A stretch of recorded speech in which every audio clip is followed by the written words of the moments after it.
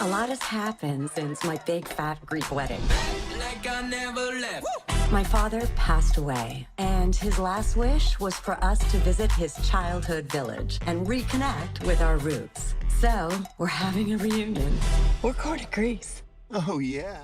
I was making my Big Fat Greek Wedding too, and I started to feel sadness toward the end of it. I felt like the story needs to go on.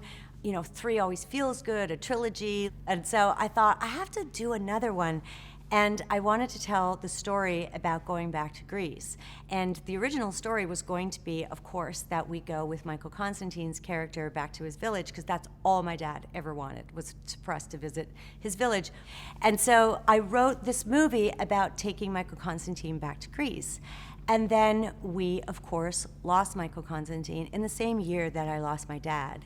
And I decided to just channel grief through my fingertips. And here's why. I realize if I'm going through it, then the audience must be too, because we started together. And in the same way that they're also going through family issues, people are growing up, kids are going off to college, well, of course, we've also probably lost a parent too. You know, Ian was a teacher in the first one, and the second one he had moved up to principal. And now Ian's retired because Ian and John are the same age. We're in our 60s. And that's what you do. And I think he's adjusting well to that. Paris is off to NYU. Maybe only a year or so's gone by from the time we saw the family last. We're coming back here to Greece for a special family visit, and the whole family's coming, which is fantastic. Hooray! I packed my bags. I knew it was going to happen. I mean, I don't feel that the story of my Big Fat Greek Wedding ended, so I think it's just a continuing family saga, and it felt natural to hear that there was going to be a third one. I think gratitude is the first word that I feel, that I would have been asked to do this part.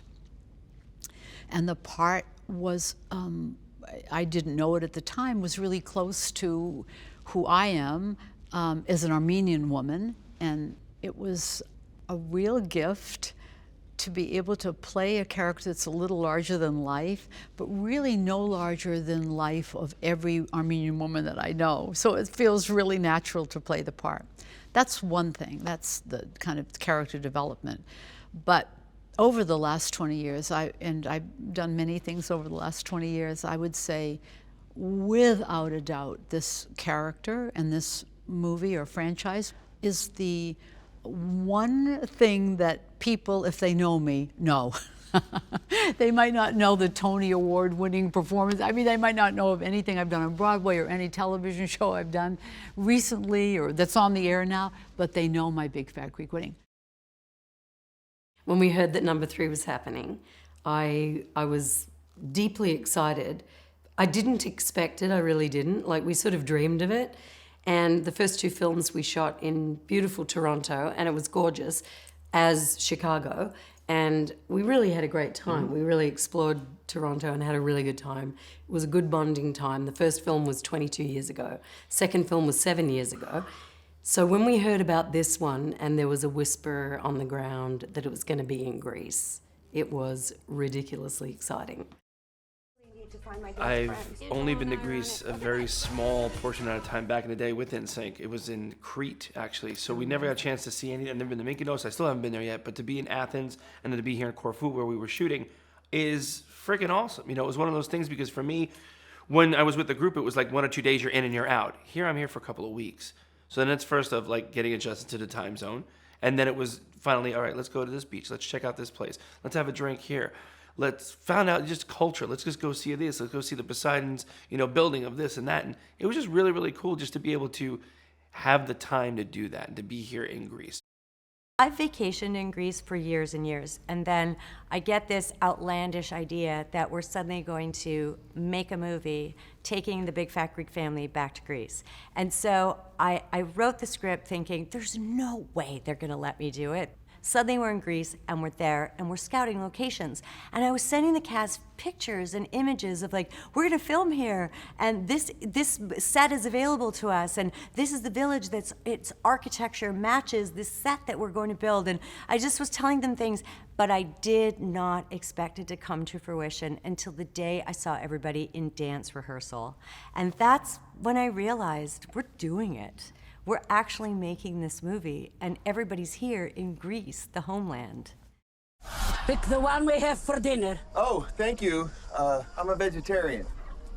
No. Chula and Ian are just about where you think they would be in their life.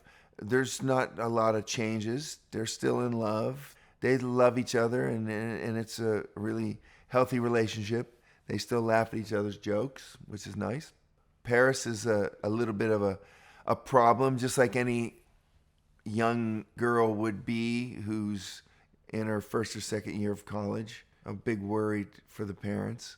And there's always some kind of love involved with your kid when they're away. And that love might be coming here, too, on a trip to Greece. So that's kind of exciting.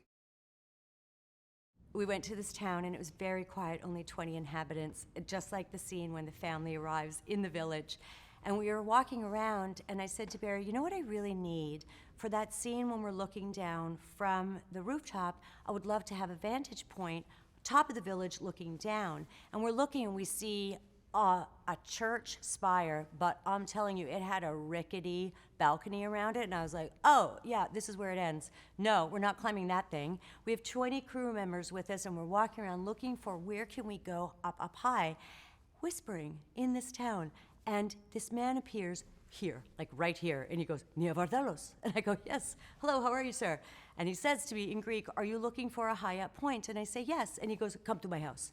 And so we walk, 20 crew members and me, we walk through the town, he opens the door, we walk through his house, he has 3 floors. We walk to the top floor. He doesn't tell his wife, who's sunbathing nude, that we're coming, okay? So she sees him and she goes, what the hell are you doing right now? And then she goes, Nia Vardalos, and stands up and she takes the world's smallest face cloth and puts it over one breast and comes and hugs me. And we got that house.